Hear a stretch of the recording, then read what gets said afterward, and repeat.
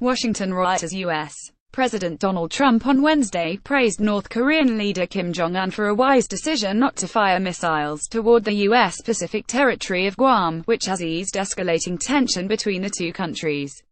Reclusive North Korea has made no secret of its plan to develop a nuclear-tipped missile capable of hitting the United States to counter what it perceives as constant U.S. threats of invasion. Trump warned North Korea last week it would face fire and fury if it threatened the United States, prompting North Korea to say it was considering plans to fire missiles toward Guam. But North Korean media reported on Tuesday that Kim had delayed the decision while he waited to see what the United States did next. Kim Jong-un of North Korea made a very wise and well-reasoned decision, Trump wrote on Twitter.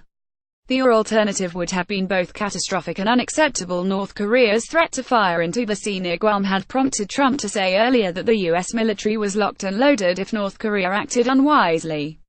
North Korea has long ignored warnings from the West and from its lone major ally, China, to halt its nuclear and missile tests which it conducts in defiance of UN Security Council resolutions.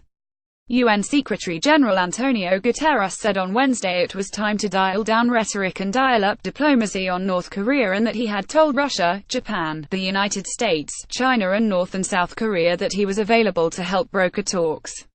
"My good offices are always available, and I conveyed this message yesterday to the representatives of the six-party talks," Guterres told reporters. "The solution to this crisis must be political. The potential consequences of military action are too horrific to even contemplate. The United States has been hoping China can press the North to rein in its weapons programs, something the top U.S. general reiterated in talks in Beijing this week."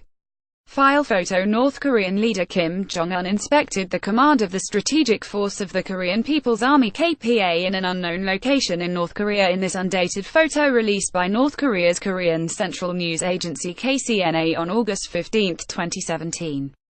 KCNA via Reuters. Chairman of the U.S. Joint Chiefs of Staff Joseph Dunford told Fang Fenghui, chief of the Joint Staff Department of the People's Liberation Army, that North Korea's weapons programs threatened the entire international community, including China. He emphasized that the U.S. and China have the same goal: a denuclearized Korean peninsula achieved through peaceful means. North Korean actions threaten the economic and military security of China, a U.S. military spokesman said in a statement. In the interest of regional stability, he said the U.S. views with growing urgency the need for China to increase pressure on the North Korean regime, the spokesman said. Solidarity and resolve. China has repeatedly called for all sides to exercise restraint and remain calm, and while it has signed up for tough UN sanctions on North Korea, it says the key to a resolution lies in Washington and Pyongyang talking to each other, rather than expecting China to do all the work. German Foreign Minister Sigmar Gabriel said while everyone was concerned about the situation, Chinese pressure on North Korea had made him more upbeat.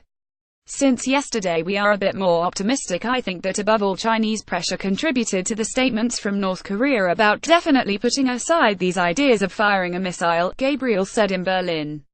He said he had spoken with his counterparts in China, the United States and South Korea in recent days. "All options are on the table with regards to North Korea," U.S. Vice President Mike Pence told reporters in Chile on Wednesday.